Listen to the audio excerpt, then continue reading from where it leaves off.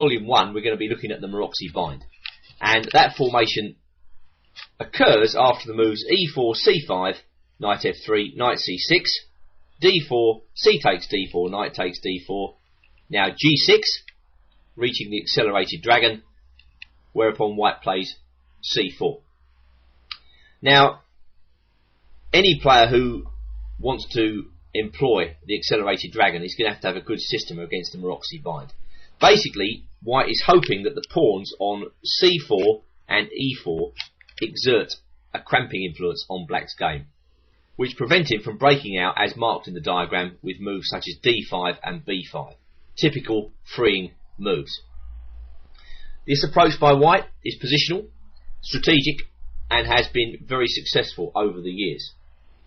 Black has often struggled to find effective active play against the Maroczy Bind. Basically, players of the Maroczy Bind don't try for too much out of the opening. They just want to create pressure via space. White controls space. He effectively develops his minor pieces, his queen and his rooks behind the pawns on c4 and e4, and only then does he start to come forward. And black must play carefully so as to avoid not being cramped. Now, on this particular DVD, which is volume 1 in the series, I'm going to recommend two systems for black.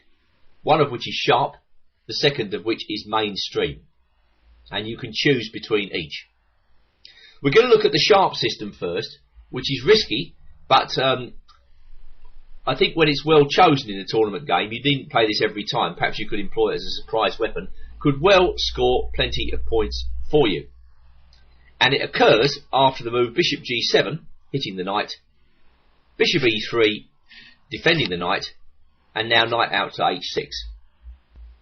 This is a very rare guest in master play, and as I say, as a surprise weapon, it could prove very effective.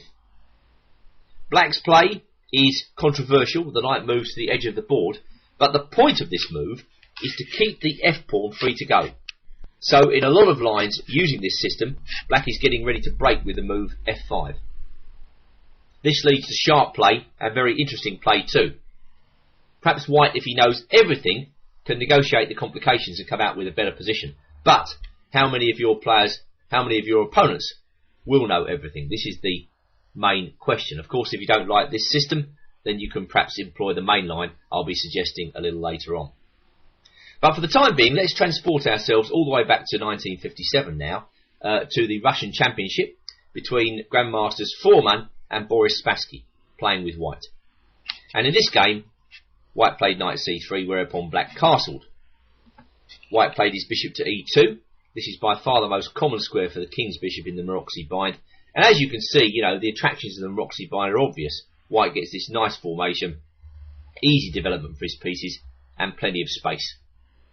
But now black tries to break up the bind with f5. As white has so unpleasantly stopped the other breaks, b5 and d5, black resorts to the very sharp pawn attack on white's centre, f5. And now battle is joined. This coming game will show us conclusively how the surprise weapon can work in black's favour if white doesn't know what he's doing, or he panics as a result of this early advance on the king side. Foreman took on f5. Well, if we go back, we can quickly see that black is actually perhaps threatening to go f4 in this position, which would be uncomfortable for white. So white's probably got to take. And now Spassky plays another unstereotyped move here. Bishop takes d4. This is a further point to the black system. Foreman took on d4.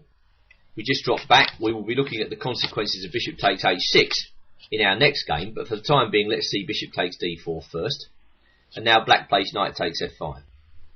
So the black knights are exerting uncomfortable pressure on white's centre, in particular on the dark squares, and white's got to resolve what he wants to do with a bishop on d4. Foreman decided to retain his bishop with bishop c5. Black hit the bishop one more time, and white dropped his bishop back to a3, whereupon Spassky put his knight in on d4.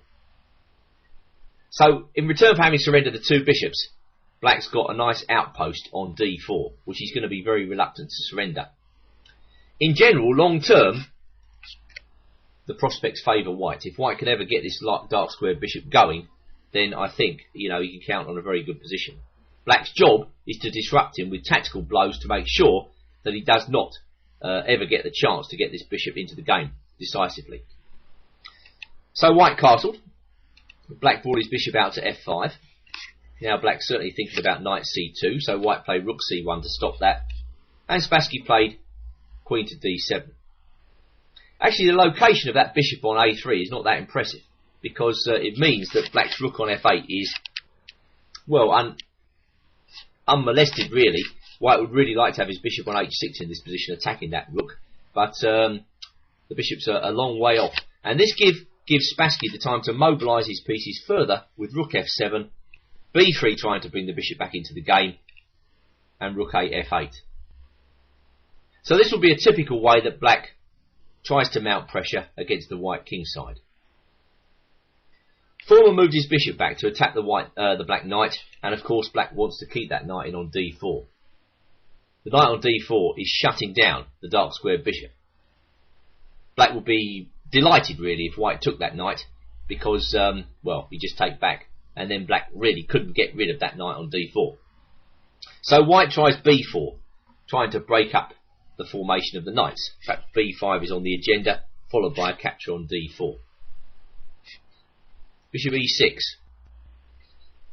Bishop d3. Foreman obviously doesn't want black taking off the bishop on e2. And now Spassky goes into action with bishop g4.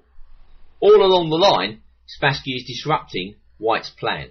And, well, after f3, he unleashed a sacrifice here with bishop takes f3. This obviously gave Foreman a bit of a shock, because white's one move away really from controlling this game. If he could go b4 and b5 and then bishop takes d4, I think he'd be in very good shape. But Spassky's just in time here with this sacrifice to disrupt white's flow. Well, king h1 was played.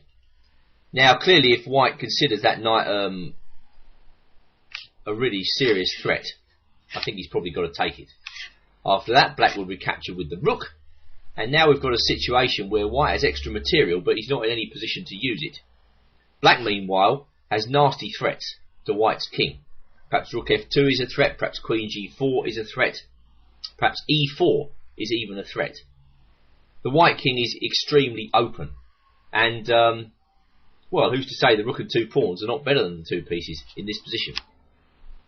Evidently Foreman didn't like that, because in the game he parked his king on h1, but that runs straight into queen h3.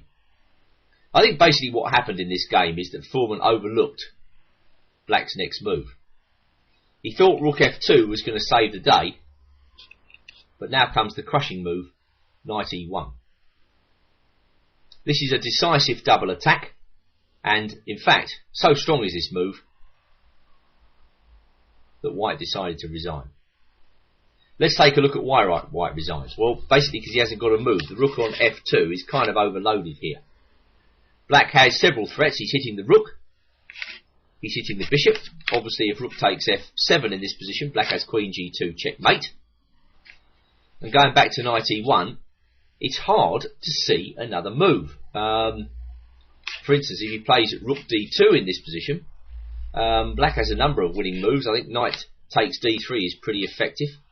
And then we can push the rook down there to f1, queen takes f1, rook takes f1, rook takes f1, queen takes d3, and again, black is winning on material. There's nothing in knight f6 check at all. So that is a typical example of how black may confuse the issue in this line. Particularly notable was the easy way Spassky built up pressure once he'd driven the dark square bishop out of the game. I think once black plays bishop takes d4 in this line, the die is cast. He's simply got to hunt down the dark square bishop and shove it out of play, and then get to work against the king side in a similar way to which Spassky did. I mentioned in game 1 that the system we are examining is a risky and very sharp way to play against the Maroczy Bind, which now brings us to the game Dragan Barlov versus Victor Manuel Vahey Bach, and this game was played in Portugal in 2003. Barloff is a grandmaster playing white, and Vehi Bak is an international master playing black. Although the opening was a reti, it quickly transposes back into the Accelerated Dragon. You often find this with the Accelerated Dragon move order, that it can occur even after d4 from, for instance, Benoni move orders, things like that. So there are a lot of transpositional devices within this system to reach our desired position. And Barloff played bishop e3, after which knight h6 was played by Vehi Bak. Vehi Bak has actually had pretty good results with this line. I think he chooses the right moment to play it, essentially.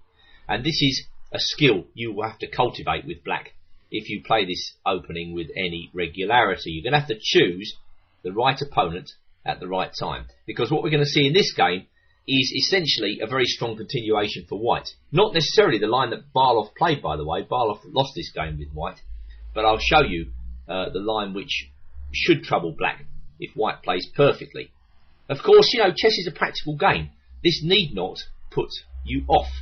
You know, you've got to find ways of trying to win games with black in a chess game, and lots of grandmasters have employed this line with black simply because they feel it gives them practical chances, and that, I think, is what we're seeking.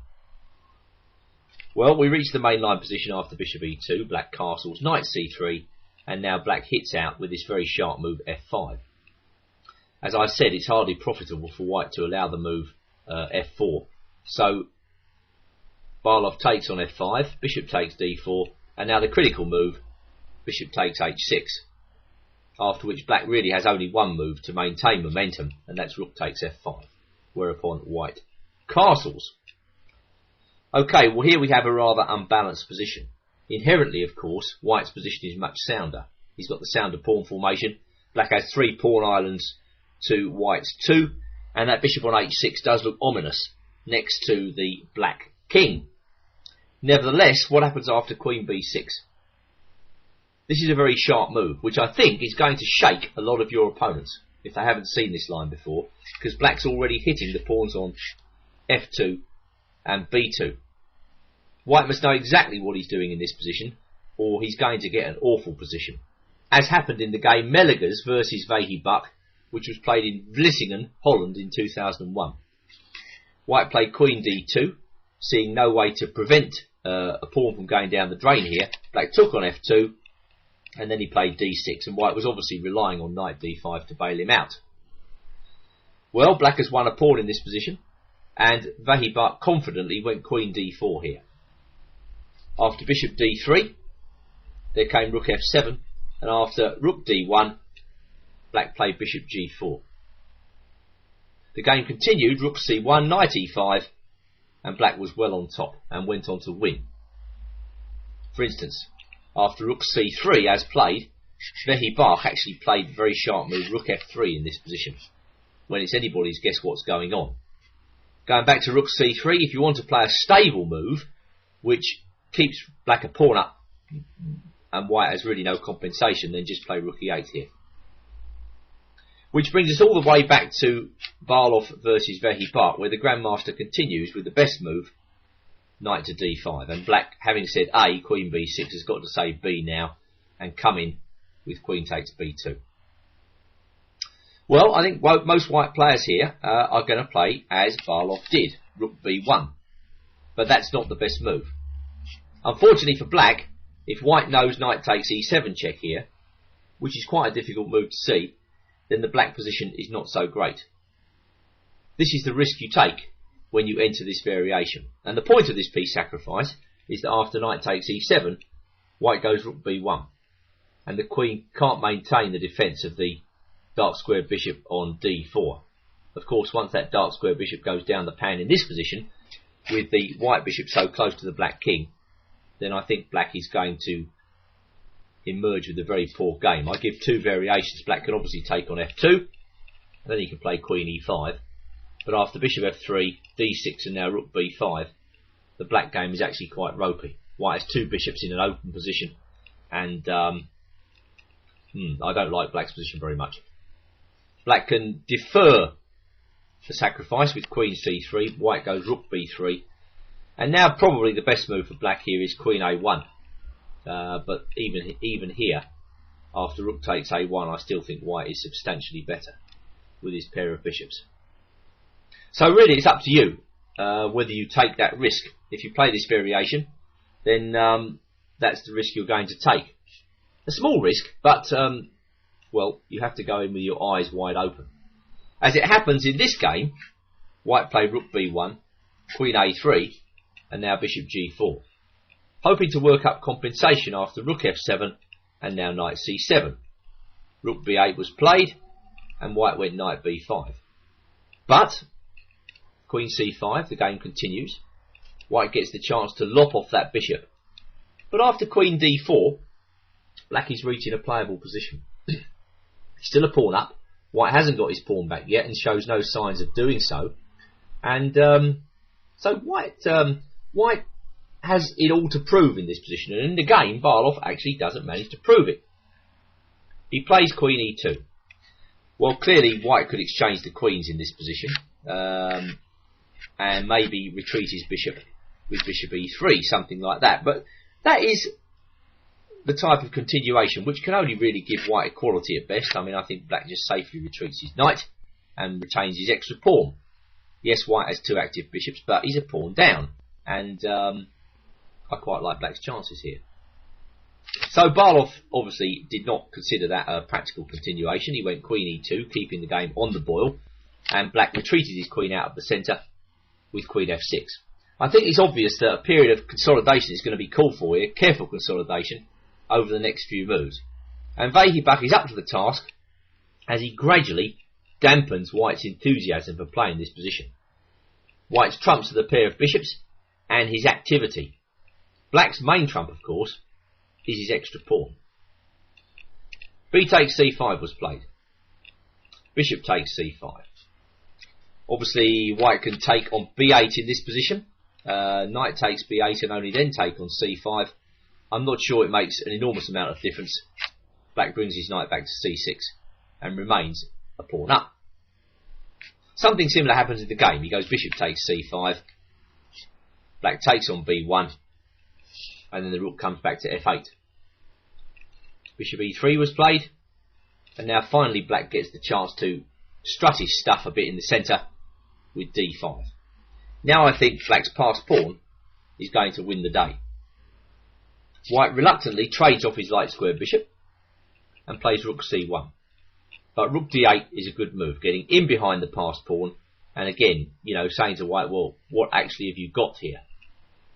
White frees up his back rank and now another very good consolidatory move by Vehibach, rook d6. He's getting ready to push his pawns with e5. Bishop c5 was answered by rook e6 and queen d2 by d4. White goes rook d1 and now black plays another very good move here, queen f5. Bishop a3. Well, of course, bishop takes d4 here will be met by rook d6, which is a very unpleasant pin for white to meet, and white can't resolve it by playing a move like queen c3 because he runs straight into e5. So bishop a3 by Barlow, queen e4, bishop b2. It's the same story as in the first game actually. The dark square bishop is eventually run out of play. Queen e2, bishop takes d4, knight takes d4, queen takes d4, and now a move which I'm sure Barlow found slightly surprising. Perhaps he was in time trouble, perhaps he couldn't see any way to meet it. Rook d6, skewering the queen to the rook on d1. White resigns. So we see from this game that this is a practical choice by white, the knight h6 variation. It's a sharp line, it's unclear, and well, if white knows everything, he probably gets the better position as we've seen. This should not deter the creative competitor.